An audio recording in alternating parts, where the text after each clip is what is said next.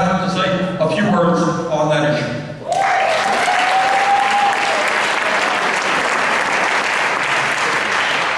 So, of course, when I got the call yesterday afternoon to come and do this, the first thing I did was post about it on Facebook. And got a whole lot of likes and some comments, and in particular, my friend Karen from Middlebury really wants you to consider yourself smooched. I voted early the other day. I voted for all of you. And one of the things I was totally struck by was the fact that I have met, or at least have experienced in person, most of the people on the ballot. And it's a big part of what's beautiful about living here. For the most part, we do know or have access to each other, and that's not just beautiful, it's vital because of the reason why I'm standing up here tonight.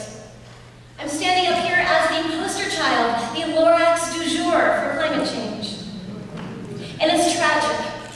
It's terrifying what's happening out there right now. We've all been watching, feeling it. We know it's getting worse. And if you've got a breath in your body, a thought in your head, a pulse in your veins, you have to admit that the news makes your heart bleed. We bleed for the broken Arctic, the Alaskan villages crumbling into the sea, the epic fires and droughts in the American West, the poisoning of the Gulf, and the flooding in Pakistan. We bleed for Pacific Island nations sinking into the sea, while Asian rivers shrink and African lakes dry up, and glaciers around the world silently vanish away. We bleed for mass extinctions and for the mountaintops removed and the forests felled and the oceans acidified and miles of earth scraped to the stony bone. We bled for New Orleans and Manila and for ourselves during Irene and this week for New Jersey and New York, which for so many people feels like the unofficial capital of the world. We're bleeding from our hearts, and still we have to fight an unending battle against an enemy which has been formed, Gollum-like, from the dark clay of our own destructive behavior. And that Gollum is wielding a double-headed axe. One side is climate change, the other is peak oil, and the handle holding it up is the specter of economic collapse. And we have to keep fighting day in and day out because Gollum's never sleep. And I know it's all a big bummer to talk about, especially at a celebratory event like this, but we have to talk about it because it is real, and it's true, and it's dangerous, and it is accelerating fast.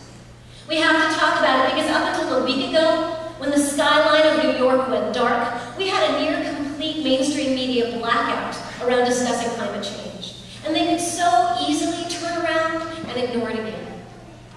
We have to talk about it because there are galactically huge multinational corporations making more money than God from tearing up the earth and poisoning our atmosphere, and their business plans and their political strategies demand that nobody say a word. We have to talk about it because there are people dying, and species going extinct, and ecosystems collapsing, and billions upon billions of dollars in damage. And we've already heated up the planet so much that we have forestalled the next ice age. And last time I checked, nobody is selling backup Earths on eBay. We have to talk about it because we're not going to completely solve or totally reverse climate change anytime soon.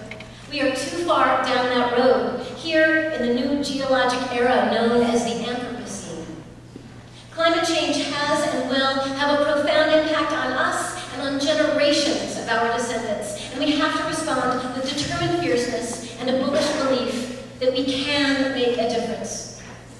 And as far as I can see, the world can't do it without the United States.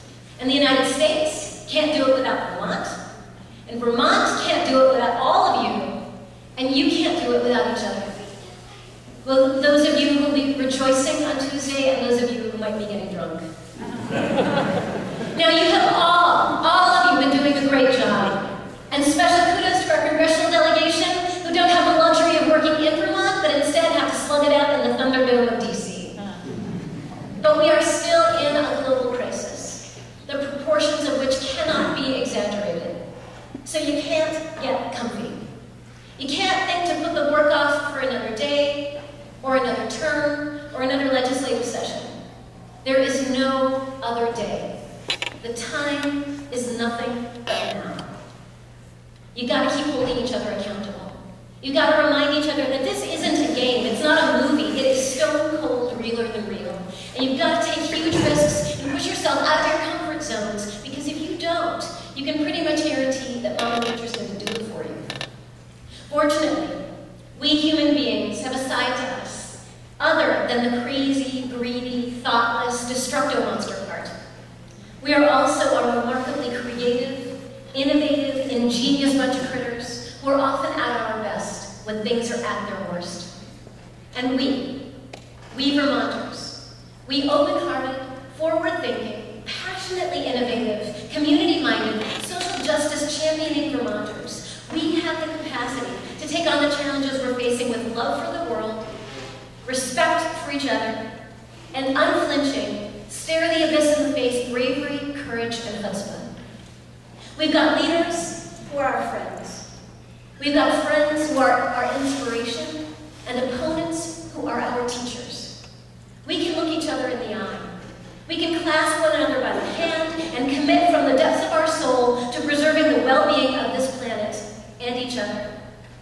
Now, even here in Vermont, though, the fights are going to keep coming, as we've been saying all evening. We've got to fend off the super PACs trying to mess with our local electoral process. We've got to stop the planned flow reversal and the Trailbreaker pipeline, which is running through the Northeast Kingdom. We've got to champion fossil fuel divestment campaigns and help prevent the media from falling back into climate science.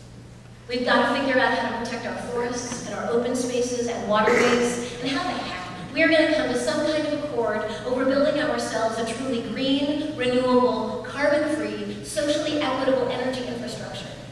We have to build safe, complete streets and a fast, functional public transportation system. We have to strategize about how to feed ourselves locally and build a healthy, non-growth-based economy and learn how to live with less in an overpopulated, resource-constrained world. It is tough work, but we're doing it, and we will keep doing it. And for what we think we don't know how to do, the answers are already out there. Close by, they are just waiting for us to grab them. We owe it to ourselves and our children and the people of Vermont to hold those answers in an unshakable, unbreakable grip and run like the wind towards a future of hope and joy and justice for all.